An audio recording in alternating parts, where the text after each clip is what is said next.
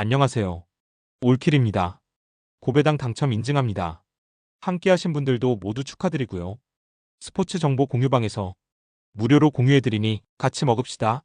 아래 고정 댓글로 편하게 말 걸어주세요. 홈팀 미투일란 포메이션은 4-4-2이며 프랑쿨리누는 박스 안에서 한순간의 움직임으로 공간을 열고 날카로운 슈팅 타이밍으로 득점을 완성하는 전형적인 피니셔다. 심시르는 측면에서 순간적인 가속과 직선 돌파로 상대 수비 라인을 흔들며 컷백과 크로스 선택에서 위협적인 옵션을 제공한다. 카스티오는 이선에서 전방 압박과 볼 배급을 동시에 수행하면서 중원의 템포를 끌어올려 공격 리듬을 강화한다. 특히 홈에서는 전방 압박과 중원 장악을 통해 경기를 주도하며 수비 블록을 단단히 유지하면서도 빠른 역습으로 전환하는 강점을 보여준다. 프랑쿨리누의 결정력이 살아나면 상대 수비가 낮게 내려서더라도 경기 흐름을 바꿀 수 있는 힘을 지녔다. 또한 미트윌라는 세트피스 상황에서도 제공권과 세밀한 타이밍으로 꾸준히 득점 기회를 창출한다. 원정팀 쿱스 포메이션은 4-3-3이며 페난에는 박스 근처에서 타이밍 있는 슈팅 감각을 갖췄지만 압박 강도가 높아지면 볼 소유에서 자주 흔들린다. 로우피는 측면에서 속도를 살려 돌파를 시도하지만 수비 전환 시 뒷공간을 쉽게 내주며 집중력이 떨어지는 단점이 있다. 아리프는 중원에서 연결고리를 맞지만 전개 속도가 느려 빠른 압박에 걸리면 볼 순환이 끊기는 경우가 많다. 공격 루트가 단조롭고 크로스에 치중하는 경우가 많아 수비 간격이 좁혀지면 돌파구를 찾기 어렵다. 특히 원정에서는 체력 저하가 두드러져 후반으로 갈수록 압박 강도가 떨어지며 뒷공간이 쉽게 열리는 장면이 반복된다. 경기 후반 뒷심 부족은 곧바로 실점으로 이어지는 치명적 약점으로 연결된다. 미트윌라는 홈에서 압박과 세트피스를 동시에 무기로 삼아 상대를 몰아붙인다. 쿱스는 단조로운 전개와 체력 저하로 뒷공간을 쉽게 내주며 후반 흔들릴 수밖에 없다. 이번 경기는 전술 완성도와 심리적 우위를 동시에 확보한 미트윌란이 승리를 가져갈 무대다. 홈팀 말메 포메이션은 4-4-2이며 학사바노빅은 최전방에서 몸싸움과 제공권 장악에 능해 세컨드 볼 연결과 마무리까지 책임지는 스트라이커다. 볼리는 측면에서 속도를 살려 직선 돌파와 크로스를 이어가며 수비 가담까지 겸해 팀 밸런스를 잡아주는 자원이다. 로젠그레는 중원에서 볼 배급과 템포 조율에 뛰어나며 순간적인 전진 패스로 전방 공격을 활발하게 만든다. 특히 이 조합은 빠른 측면 전개와 중앙 침투를 동시에 가동하며 상대 수비 라인을 흔드는 데 최적화되어 있다. 홈에서의 강한 압박과 높은 점유율 기반 플레이는 이번 경기도 말메가 주도권을 장악할 핵심 무기다. 원정팀 올로모우츠 포메이션은 4-2-3-1이며 타자니는 전방 압박과 침투 타이밍이 날카롭지만 제공권 싸움에서는 한계를 드러낸다. 자노시크는 중원에서 볼 배급과 전환 능력을 갖췄으나 압박 강도에 따라 기복이 크고 템포를 잃는 장면이 자주 나온다. 브라이트는 측면 돌파와 컷신 플레이로 위협을 가하지만 수비 전환 시 뒷공간이 쉽게 노출되는 단점이 있다. 무엇보다 원정에서는 수비 블록을 내려 두 줄 수비로 버티는 경우가 많지만 강한 압박을 받을 때 탈압박 능력이 부족하다. 이 흐름은 결국 말메의 전방 압박과 빠른 전개에 뚫릴 수 있는 구조적 약점으로 이어진다. 말메는 전방 압박과 다양한 공격 루트로 홈 경기 주도권을 가져올 가능성이 크다. 올로모우츠는 압박 회피 능력이 떨어지고 측면 수비 불안까지 겹쳐 약점을 숨기기 어렵다. 이번 경기는 홈 이점을 바탕으로 전술적 안정성을 확보한 말메가 승리할 확률이 높다.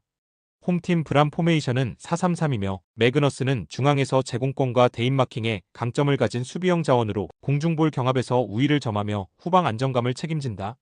마티세는 전방 침투 타이밍과 골 결정력이 돋보이는 스트라이커로 박스 안에서 한 번의 터치로 흐름을 바꿀 수 있다. 콤비그는 중원에서 전진 패스와 템포 조율에 능해 공격 전개와 수비 전환을 모두 커버하는 다재다능한 미드필더다. 최근 브라는 압박 라인을 높여 상대 빌드업을 차단하며 짧은 템포 전환으로 측면과 중앙을 동시에 공략하는 패턴이 완성 단계에 접어들었다. 무엇보다 홈 경기에서는 빠른 스프린트와 전방 압박의 강도로 상대를 질식시키며 경기 초반부터 주도권을 틀어지는 장면이 자주 나온다. 원정팀 AEK 라르나카 포메이션은 4-3-3이며 앙기엘스키는 좌측에서 스피드와 돌파력을 활용해 측면을 흔들지만 압박을 받으면 크로스 정확도가 떨어지는 약점이 있다. 이바노비치는 제공권과 타깃형 플레이를 갖춘 스트라이커지만 발이 느려 뒷공간 침투에는 한계가 분명하다. 폰스는 중원에서 볼 배급을 시도하지만 압박 회피 능력이 부족해 전개 속도를 늦추는 경우가 많다. 라르나카는 경기 후반으로 갈수록 중원과 수비 라인 간격이 벌어지고 체력 저하로 압박 강도를 유지하지 못하는 문제가 반복된다. 특히 원정에서는 수비 블록이 쉽게 흔들리며 페널티 박스 근처에서 마킹이 풀리는 장면이 자주 발생한다. 브라는 홈에서 전방 압박과 빠른 전환 플레이를 앞세워 라르나카의 느린 전개를 무너뜨릴 것이다. 라르나카는 1톱 의존과 후반 체력 저하가 뚜렷해 경기 후반 실점 가능성이 높다. 이번 경기는 브란이 응집된 전술과 강한 압박으로 주도권을 가져갈 확률이 높다. 홈팀 마카비 텔아비브 포메이션은 4-3-3이며 니콜라에스쿠는 최전방에서 위치 선정이 탁월하고 순간적인 침투와 문전 마무리 감각이 날카로운 스트라이커다. 매드모는 측면에서 스피드와 돌파를 바탕으로 빠르게 박스로 파고들며 크로스뿐 아니라 직접 슈팅 선택도 가능한 공격 자원이다. 페레츠는 중원에서 공수 밸런스를 잡아주는 역할을 수행하며 압박 회피와 전방 패스 전개에서 안정감을 주는 미드필더다. 최근 홈에서는 전방 압박과 박스 안 숫자 싸움에서 확실한 우위를 점하며 공격 템포를 빠르게 끌어올리는 모습이 두드러진다. 특히 니콜라에스쿠와 매드몬의 연계가 맞아떨어질 때 상대 수비 라인이 무너지는 장면이 자주 나온다. 원정팀 디나모 키이우 포메이션은 4-3-3이며 바나트는 제공권과 피지컬을 활용한 포스트 플레이에 강점이 있지만 활동 반경이 제한적이다. 야르몰렌코는 경험과 개인기가 돋보이지만 체력 저하로 인한 전환 속도에서 예전만큼의 날카로움은 부족하다. 샤파렌코는 전방 패스와 중원 장악력은 있으나 압박 강도가 높은 상황에선 템포 조율이 흔들리는 약점이 있다.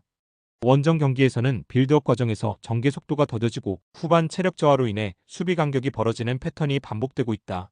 최근 흐름상 공격 루트가 단조로워지며 야르몰렌코 개인기에 지나치게 의존하는 모습이 눈에 띈다. 마카비 텔아비브는 홈에서 압박 강도와 공격 완성도가 동시에 살아나는 흐름이다. 반면 디나모 키이우는 체력 저하와 단조로운 전개로 인해 원정에서 약점을 드러낼 가능성이 크다. 이번 경기는 전방 압박과 중원 장악력에서 앞서는 마카비 텔아비브가 승부의 균형을 무너뜨릴 확률이 높다. 홈팀 슈켄디아 포메이션은 4-2-3-1이며 아담은 박스 안에서 순간적인 위치 선정과 마무리 능력은 있지만 압박이 강해질수록 활동 반경이 좁아지는 한계가 있다. 크라스니키는 이선에서 전진 패스와 침투 연계를 시도하지만 압박 강도가 높아지면 볼 운반의 안정성이 흔들리고 템포가 끊기곤 한다. 라마다니는 중원에서 단순 연결에 집중하는 스타일로 전방으로의 창의적 패스가 부족해 전개가 단조로워지는 문제가 있다. 슈켄디아는 전체적으로 수비 블록을 낮춰 견디는 운영을 선호하지만 경기 후반으로 갈수록 간격 유지가 무너지고 측면 공간이 쉽게 열리는 취약점이 반복된다. 게다가 빌드업 과정에서 중원의 볼 간수 능력이 떨어져 강한 압박팀을 상대로는 뒷공간 노출이 잦아지는 전형적인 약점이 드러난다. 원정팀 루도 고레츠 포메이션은 4-3-3이며 카이오 비달은 폭발적인 스프린트와 순간적인 방향 전환으로 측면 수비를 흔들며 컷백과 드리블 돌파에서 결정적인 위협을 가한다. 에릭 마커스는 페널티 박스 근처에서의 슈팅 감각이 날카로우며 빠른 드리블로 공간을 치고 들어가 상대 수비 라인을 무너뜨릴 수 있다. 두아르테는 중원에서 전환 패스와 압박 회피 능력으로 공수 밸런스를 잡아주며 왕성한 활동량으로 팀의 템포 유지에 핵심적이다. 루도 고레츠는 공격 루트를 다양하게 가져가며 좌우 폭을 넓게 활용한 후 순간적인 중원 침투까지 곁들이는 다채로운 전술을 가동한다. 또한 후반으로 갈수록 체력 우위를 바탕으로 상대 라인을 더 깊숙이 파고드는 전환 속도가 살아나며 경기 내내 압도적인 주도권을 가져간다. 슈켄디아는 홈에서 수비 블록 의존도가 높지만 체력 저하와 전개 한계로 상대 압박을 버티기 어렵다. 루도 고레츠는 폭발적인 측면 자원과 중원 전환 능력을 앞세워 경기 전체를 지배할 수 있는 힘을 지녔다. 이번 경기는 루도 고레츠가 전술적 디테일과 템포 차이를 확실히 보여주며 승리를 거둘 가능성이 높다. 홈팀 파나시나이코스 포메이션은 4-3-3이며 스비데르스키는 문전에서 반박자 빠른 슈팅과 위치 선정으로 득점을 책임지는 스트라이커다. 펠리스트리는 측면에서 폭발적인 스프린트와 날카로운 컷신으로 상대 수비를 흔드는 윙어로 1대1 상황에서 위협적인 장면을 자주 만든다. 막시모비치는 중원에서 공수 연결고리 역할을 하며 전방 압박과 수비 커버를 동시에 소화하는 안정적인 자원이다. 특히 이 조합은 전방에서 압박과 빠른 전환을 동시에 가동할 수 있어 상대가 뒷공간에서 여유를 갖지 못하도록 만든다. 홈에서는 높은 점유율과 전술적 응집력이 어우러져 공격 루트가 다양하게 살아나는 구조를 보여준다. 원정팀 삼순스포르 포메이션은 4-2-3-1이며 마리우스는 제공권과 피지컬을 활용한 전방 버티기가 강점이나 기동력에서 한계를 보인다.